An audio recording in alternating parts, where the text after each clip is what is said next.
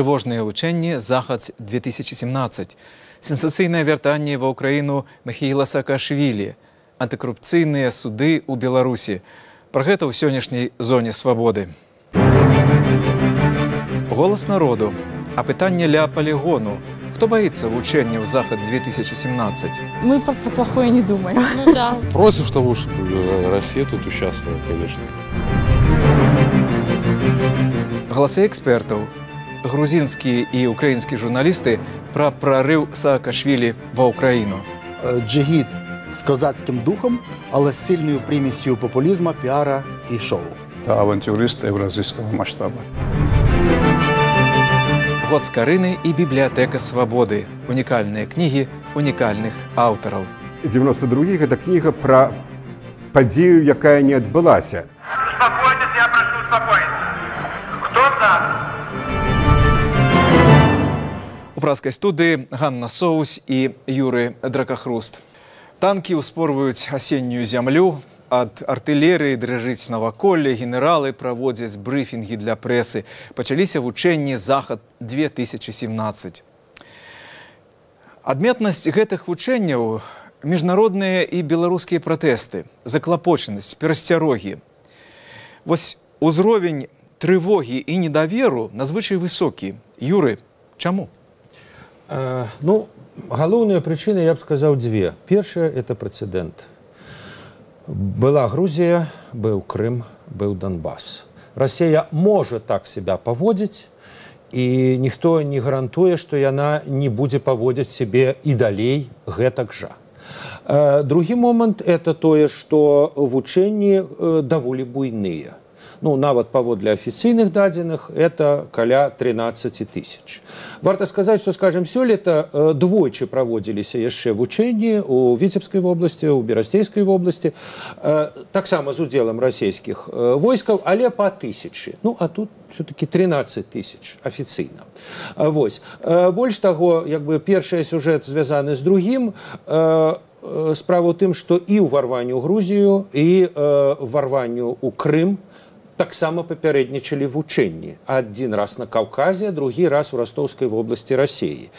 І, ну, як бы зразумела, што не кожныя расійскія вучэнні прыводзяць да ўварвання, але, прынамсі, двойчы вучэнні прыводзілі да гэтага. Мы чулі галасы міністраў абароны, скажем, Украіны, міністраў замежных спраў краінаў Балтыі, прэзідэнтаў і нават генеральнага сакратара НАТО Сталтенберга, якія даволі, так сказать, все-таки, можна сказаць, трывожна гавораць пра тое, што адбываецца ў Беларусі. Апроч прэцэдэнта і апроч маштаба, які палітычны складнік? Ну, тут ізноў жа ўсё ж такі ёсць ваенны складнік, пра яго, я думаю, варта сказаць.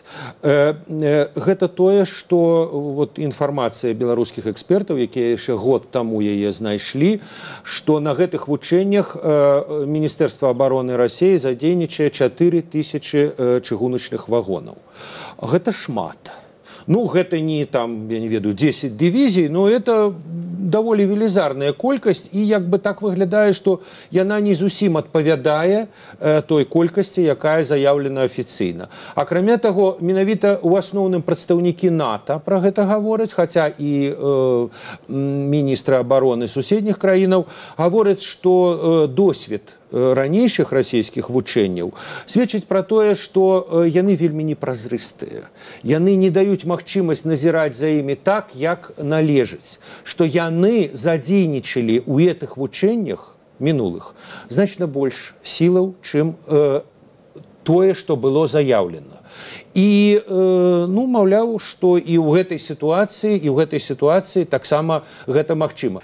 Беларусь аказваецца ў пэўным сэнсе паміж, так бы мовіць, молатам і кавадлам. З аднаго боку ціск дарагіх саюзнікаў ад вучэнняў, з якімі як бы не выпадае адмовіцца, а з другога боку Менск робіць пэўныя жэсты на адрас Захаду, што, маўляў, мы хорошыя, мы нічога кепскага, і нашы браты тут нічога кепскага не будуць рабіць. Вось абвешчана афіцыйна, што 30 верасня расійскія войскі, расійская тэхніка пакіне Беларусь. Калі падсумаваць, то можна сказаць, кажуць, што на вайне першай ахвярай становіцца правда, то на вучэннях, відаць, першай ахвярай становіцца давер, ну, прынамсі, беларускі досвід. В заяве Рады БНР якраз гаворыцца, што кожны наступны дзень пасля 30-го, пасля 20-го, калі войскі не сыдуць, яны будуць лішыць агнём акупацыі Беларусі.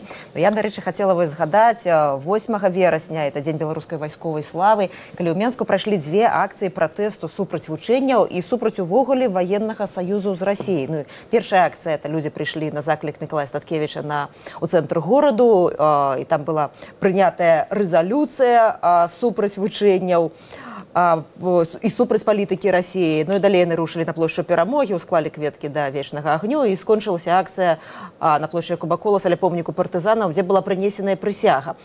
І яшчэ адна акцыя адначасна адбывалася ў кіеўскім скверы, там святочны сход з нагоды Дня беларускай вайсковай славы, ну і таксама акцыя пратэсту супраць вучэнняў, яе праводзіла кансерватыўна-хрысціянская партыя БНФ Зянона Пазняка, і там таксама была сімвалічная прысяга прынесеная, але абедзве акцыі адбываліся пад чырвона-белымі сцягамі, але абедзве акцыі былі адносна нешматлікія. Юра, як бы вы патлумачылі, чаму? Ну, як бы мне здаецца, што вот эта акцыя все ж таки сведчыць пра тое, што вот некай такой агульнанацыянальнага гневу, агульнанацыянальнага страху, як вот, на мой погляд, у значнай ступені ёсць, напрыклад, ва Ўкраіне, у Беларусі ўсё ж такі няма. Бо справа ў тым, так, гэтыя акцыі былі нешматлюдныя, але мы памятаем, што ў лютым і ў сакавіку акцыі былі шматлюдныя. Но там все ж таки была іншая абсолютный характер. Вот я про тое, што іншая нагода была. Да. Вяртаючыся да тэмы страху, мы паспрабавалі задаць гэтае ж пытанне, ці баіцеся вы вывучэнняў, ці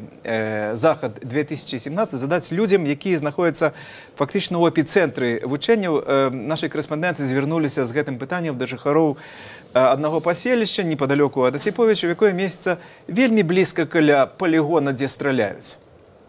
Ну, проводят, значит, так надо, пускай проводят. Слышали, что стреляют, летают, вертолеты наблюдаем. Ну, все нормально, положительно относимся к этому.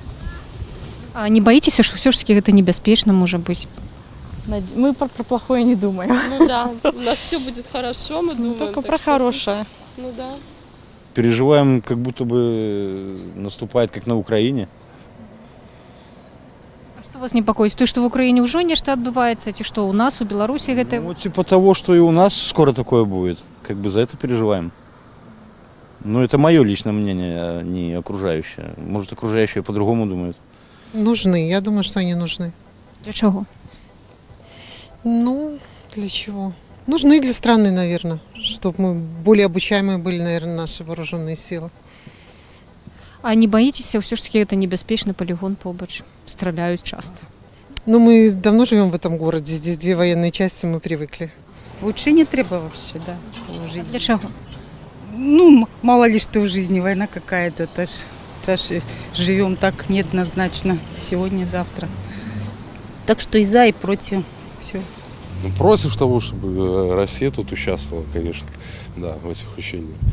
То есть, как бы подозрительно все это. Чему вы супрать? Ну, могут провернуть то же самое, как и с Крымом случилось, и с Донбассом. Вот. То есть, как бы, каждое государство должно свою армию, как бы, иметь. Вот.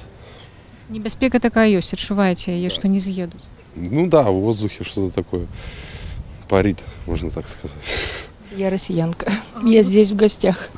Ну, ведаете, что будут совместные белорусско-российские учения. Ну, как вы относитесь к этому, извините? Ну, положительно. Очень положительно. А чем это хорошо? Ну, наверное, это как-то скрепит нашу дружбу, укрепит наши границы, и мы будем спать спокойнее. А что-то угрожает вот именно нашей территории? Ну, наверное, если бы ничего не угрожало, не было бы этих учений. Полигон у нас? Да, полигон есть. И там будут проводиться великие учения теперь. Что вы думаете про это? Не знаю ничего. Вообще не знаю, ничего не думаю. Я сам на корабле служил, 3 года отдал на Балтике. Так что я считаю, что это все нормально. И нечего там говорить куда-то что-то. Может, кто-то не понимает этого, а это святое учение, и оно и раньше же были. Юра, ваши уражения вот наконт питання «боимся, не боимся»? Ну, зразумела, это пытанне не рэпрэзентатыўнае, але, як бачым, два супраць аднаго. То есть два меркаванні, што нічога страшнага, маўляў, ну, это, так бы мовіць, нашы вучэнні, і адно меркаванне, што да, як бы оно не выйшло. І, дарэчы, логіка абсалютна тая, якая вот пра якую я сказаў. Тому, что прецедент, тому, что Украина. Мы боимся их не тому, что мы, в принципе, там боимся русских, а тому, что есть прецедент. Да, да. Але, ну, я кажу, але две оценки, то, что, ну, а что, ничего страшного. Я звернула увагу еще на то, что, ну, такое вот белорусское традиционное, абы не было войны, тут дивно получается с тем, ну, что так война ж может быть, война ж близко, такая, что коли война, так как бы уже такие супярэчлівыя рэчы для белорусского характеру адным сполучаются. Юра, ну, вот адштурхоўваючыся ад народных уяўленняў, авіяшнорыя. Вот калі смеюцца, напрыклад, так? Напэўна, калі смеюцца, тады ўжо не так страшна, тады ўжо не так запужаеш. Ну так, часам сапраўды гэта, ну, это, ведаеце, як в том старым анекдоце, як гаспадар пасылае сваіх мытнікаў збіраць падаткі, и он раз пошел, и, значит, вертается, господар пытает, ну что, плачут, иди еще раз, бери еще, взял еще, что, плачут, наступный раз приходит, ну что, смеются, все. Теперь уже больше это ничего. Не из Библии, нет? Да, теперь уже больше ничего. Вот, и в этом сенсе, магчыма, вот этот смех над вейшноріяй, это, ну, вот, пэўнае адчуванне, так бы мовіць, вот, некай паветру нема. Вот многим беларусам вот паветру нема у сваёй краіне, у сваёй дзяржаве. Галоўнае пытанне вучэння ў захад 2017, калі адкінуць чыста вайсковыя кампаненты, ці нават унутрыпалітычныя, гэта ці вернуцца расійскія войскі ў Расію. У выніку пратэстаў, пастаяннага абмеркавання ў прэсе, і генералы, і галоўнакамандуючы вымушаны былі сказаць і паўтарыць, расійскія войскі будуць вывезеныя да 30 верасня. Слова не верабей. Гэта вымушаная дэкларацыя набывае сілу абавязательства, якое цяпер не так проста будзе парушыць. І наступная тэма нашай дыскусіі. Трэці прэзідэнт Грузіі, былы кіраўнік Адэскай вобласці, а цяпер ужо апозіцыйны грузінскі і украінскі палітык Михаил Саакашвілі, які пазбаўлены як грузінскага, так і украінскага грамадзянства. І хто ён? Герой ці правапарушальнік? Рэфарміст і барацьбіт з карупцыяй ці папуліст? Напярэдадні я пагутарыла з калегамі з украінскай і грузінскай службаў Радыё Свабода Ростиславом Хотиным і Кобам Ліклікадзе. Я папрасіла іх даць кароткае і ёмістае вызначэнне для Михаила Саакашвілі. Давайте послухаем. Джигіт з козацьким духом, але з сильною примісью популізму, піара і шоу. Коба, якое ваше вызначэнне? Вы аб'ектыўна ацэньваеце Саакашвілі, як вы сказалі. Як бы вы вызначылі яго, як бы назвалі? Мне из всех определений в адрес Саакашвили нравится последний, который принадлежит бывшему председателю парламента Грузии Давиду Саакашвили. Это авантюрист евразийского масштаба. Авантюрист евразійскага маштабу. А ёсць яшчэ такая метафора, якую мой калега Юрый Дракахрост калісьці ўжыў да прэзідэнта ўцекача Курманбека Бакеева. Ён сказаў, это Ланцелот, які стаў драконам. Так як прэзідэнт, які прыйшоў на хвалі рэвалюцыі, барацьбы за дэмакратыю, барацьбы за аўтарытарным рэжымам, але як бы прыйшоўшы ва ўладу, стаў такім же самым аўтакратам. Як вы, Коба, Ростислав, думаеце, можна было б Саакашвілі назваць Ланцелотам, які стаў драконам? Саакашвили Грузии на самом деле совершил большие сдвиги, но со временем, находясь в власти, он как раз вот из романтика, из проевропейски образованного политика год от года превратился, я думаю, что азиатского диктатора. А вот азиатского диктатора.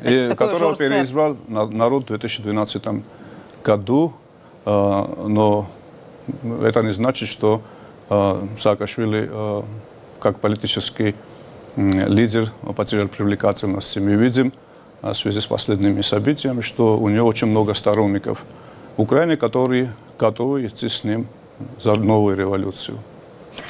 ці пагадзіліся б вы з Кобам? Хаця ясна, што перыяд яго ў Грузіі ацэньваць складана, але вот на той перыяд, які ён быў ва Ўкраіне, як би ви оцінили? Найголовніше досягнення Саакашвілі в Україні було не на посаді губернатора в Одесі, що він там хотів боротися з корупцією на митниці Одеській порту, чи дороги, автостради будувати, чи взагалі підняв прапор швидших реформ. Найголовніше досягнення Саакашвілі, позитивна роль в Україні, те, що він як людина трошки зовнішня, така як аутсайдер, він розшевелив оце, розкрутив оце українське болото політичне, де рука руку миє, всі одне одного знають. Сьогодні ви в опозиції, ми при владі, завтра ви при владі, ми в опозиції, але все одно якось от, воно якось так все договорняк оцей. А він прийшов зі сторони, він трохи це все розбурхав, розшевелив оце болото українське політичне, і це дуже важлива його роль. Також... І це йому дорого коштувало, розворушити це болото. Так, і те, що в Україні є попит на нові обличчя, на нову політику, на ще більше, ще швидші реформи, на ще активніше проєвропейську інтеграцію, на ще більшу боротьбу з корупцією. Саакашвілі просто став, так би мовити, один з прапорів цього руху, але також треба, так би мовити, розшевелювати, але не ламати основи держави. Коли перетинається в силу кордон на Сході, це все ж таки недемократичний крок був, недемократичний спосіб, і цього треба уникати, щоб не дискредитувати демократію, не дискредитувати реформи і європейське майбутнє України. От йому у снежні, подається, сповниться 50 років. Це вельми ще молодий чоловік. От, ну, ваші одногодки, рівнолетки, фактично, і ваші Ростислав, і ваш Коба. Яке будущее? Ці є будущее у Саакашвілі у політиці, у якій країні? Ну, вопрос политической, будущей политической, или политическое будущее Украины, это, наверное, не наверное, а точно уже дело украинских политиков, украинского избирателя, украинского народа. Насколько я знаю, Саакашвили мог бы быть хорошим экс-президентом в свое время в качестве аналитика, в качестве профессора, преподавателя. Ну, как другие президенты живут и работают в европейских странах, нормальных государствах, я бы так назвал. Он, конечно, очень талантливый человек. Он талантливый человек. Он имеет что сказать и что рассказывать. Но насколько ему вот даже не второй, а третий раз удастся войти в одну и ту же воду, я не знаю, честно говоря. Михаил Саакашвили в одиночку не сможет играть на политическое поприще Украины. Ему придется так или иначе сплачивать коалиции или связи с людьми, которых люди или не любят, или будут геть кричать, с олигархами, с которыми, между прочим, из его политической прошлой Грузии у него были замечательные отношения. И он не стыдился работать с людьми, у которых не было, я мягко, опять-таки, в форме выскажусь, чистой биографии политической. И с олигархами были, и с какими-то другими элементами для достижения своей цели. Это не в оскорбление, я скажу, это политическое животное, это определение корректной политологии, который ради достижения своей цели может сотрудничать с любым человеком и политиком. Політичнай жывёлай таксама вызначалі і Александра Лукашенко, і, дарэчы, вот пасля выбараў 2010 года ў Беларусі, які былі паводле міжнароднай супольнасці сфальсіфікаваныя, і акцыя пратэсту якраз у дзень выбараў была вельмі жорстка разагнаная. Праз некалькі дзён Михаил Саакашвілі даслаў віншаванне Александру Лукашенку. І гэта збольшага тлумачылася тым, што Александр Лукашенко ніколі не прызнаваў Паўднёвую Асетію і Абхазію. Ростислав, є будущее в Україні у Михайла Саакашвілі, як ви лічите? Ну, він щодо майбутнього Грузії, він сказав, що він таки вже на пенсію там поїде. Щодо України,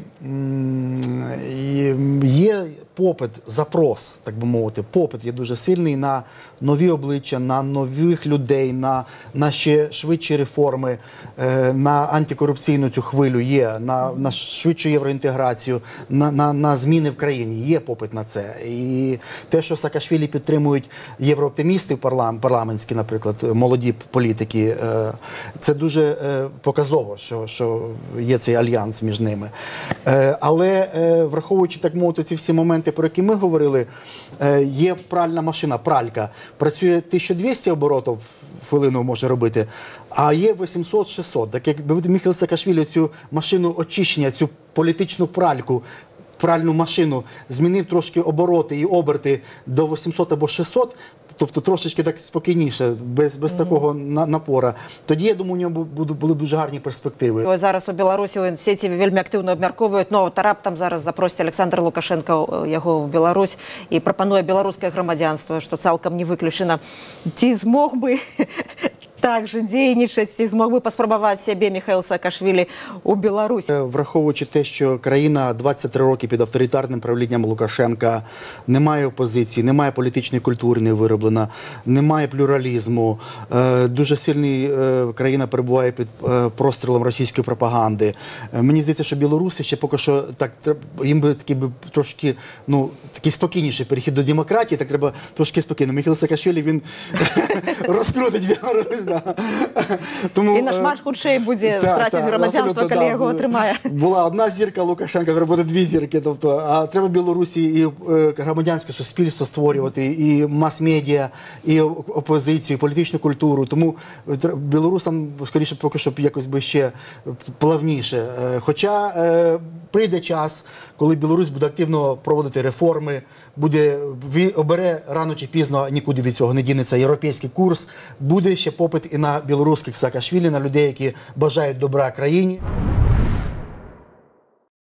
Ну, гэта быў фрагмент дыскусіі з калегамі з украінскай і грузінскай службаў свабоды Расіславам Хоціным і Кобам Блеклікадзе. Цалкам гутарка на сайце Свабоды. Натуральная сітуацыя з Міхаілам Саакашвілі ва ўкраіне развіваецца ўвесь час. Самыя аператыўныя паведамленні пра яе і ў навінах Свабоды, і ў навінах Белсату.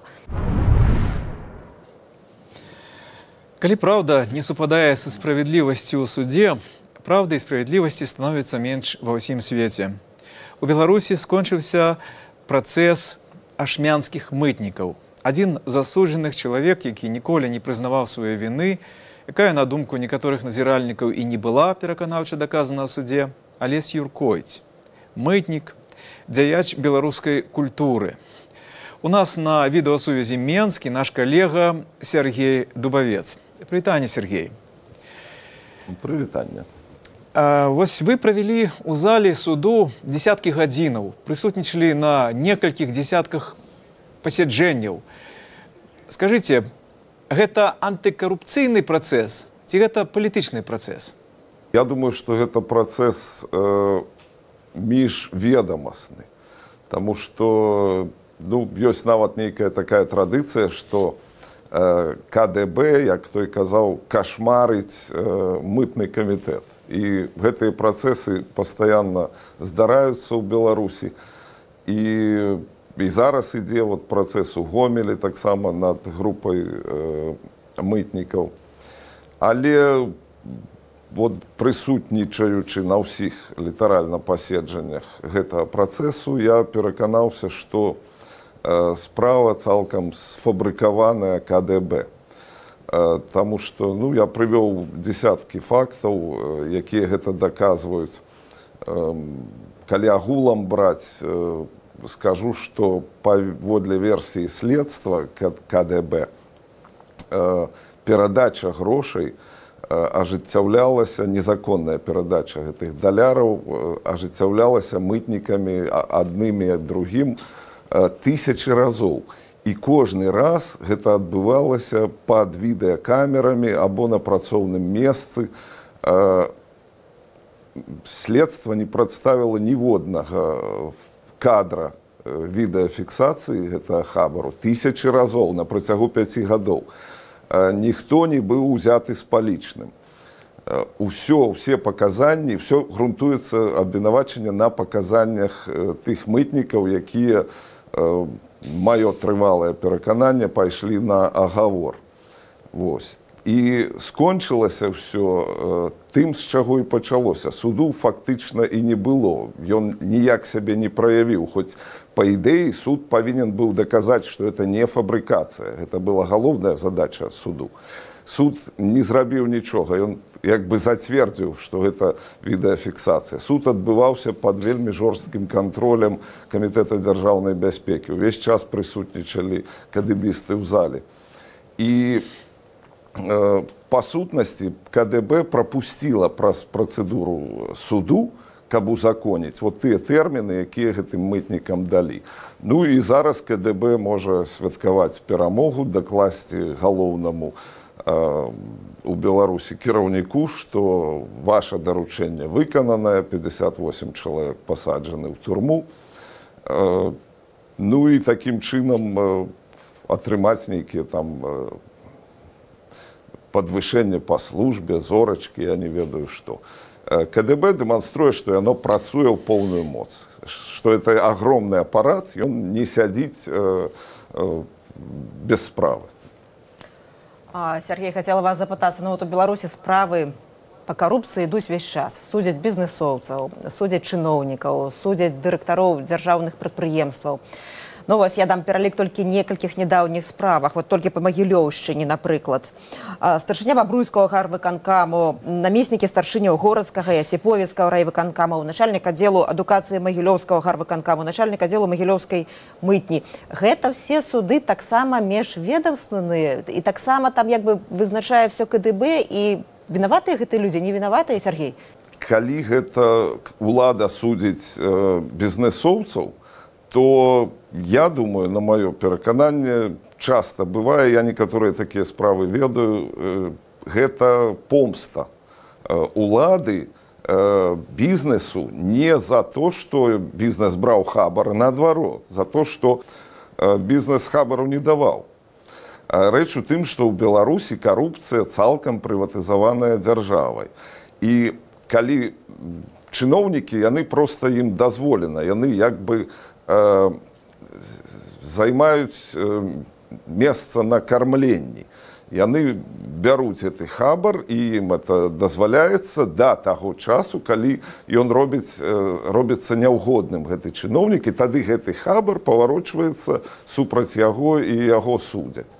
Але разам з тым мы памятаем, як Жураўкову арыштавалі, кіраўніцу справамі прэзідэнта, по-моему, на той час арыштавалі за то, што яна ўзяла $1 000 000.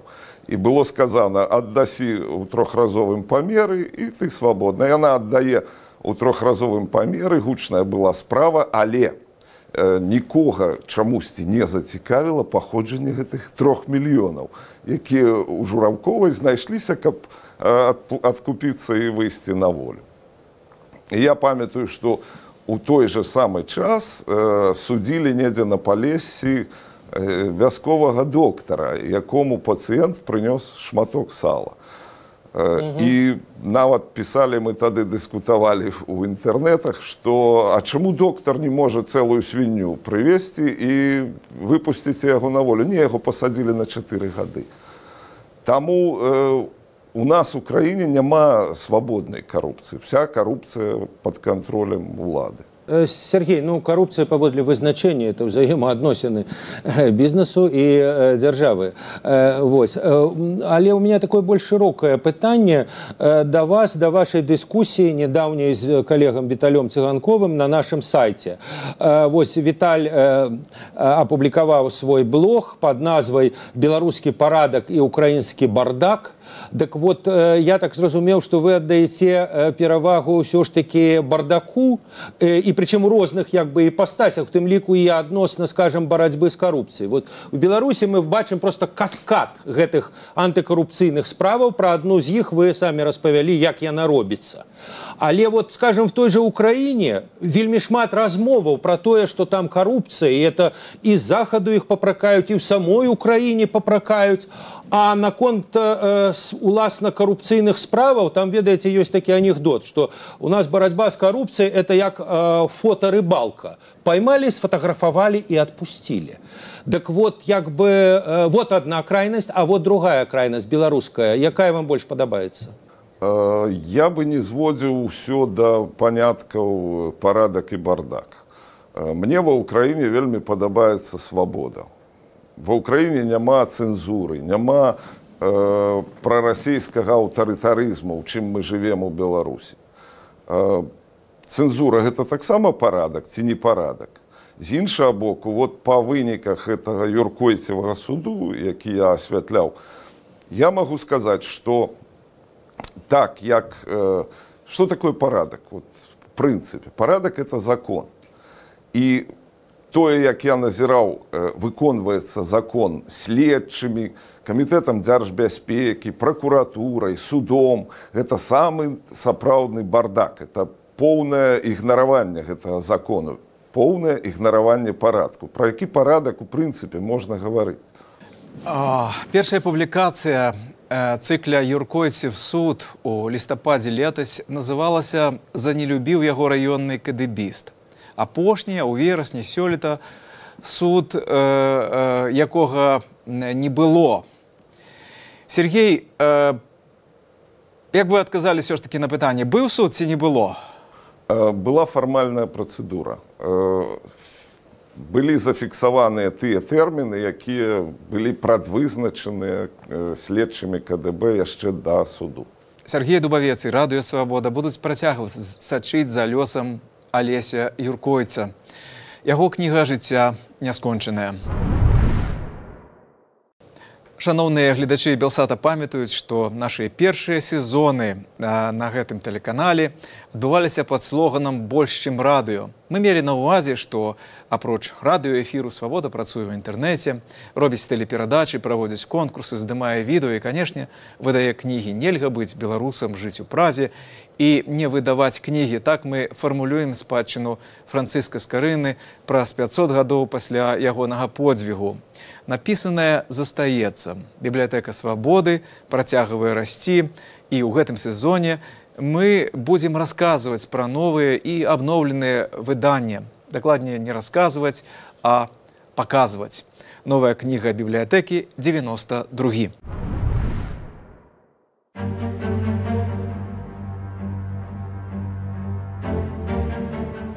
92 гэта кніга пра падзею, якая не адбылася. Успокойтесь, я прошу успокоиться.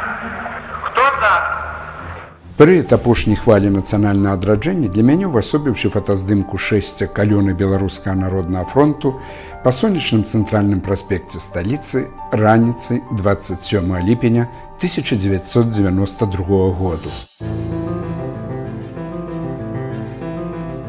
Вы зрабілі тое, што мусілі зрабіць, Д'Артаньян. Але, можа быць, вы зрабілі памылку.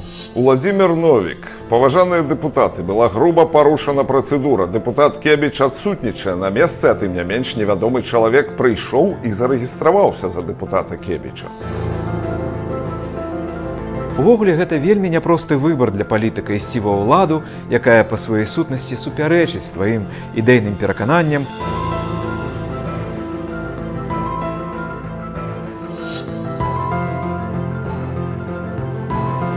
Сергей Навумчык. Шановны старшыня, вы разумееце, тое, што цяпер адбылося, гэта скандал, шум у зале. Але я суцяшаюся тым, што тады, ў 92-м, я зрабіў яго паводле ўласнага сумлення. Што ж, прыемна хоць бы ў гэтым быць падобным да галоўнага героя любімай кнігі дзяцінства. Выступают уже не депутаты. Я понимаю, встреча. О, вопрос, ответ.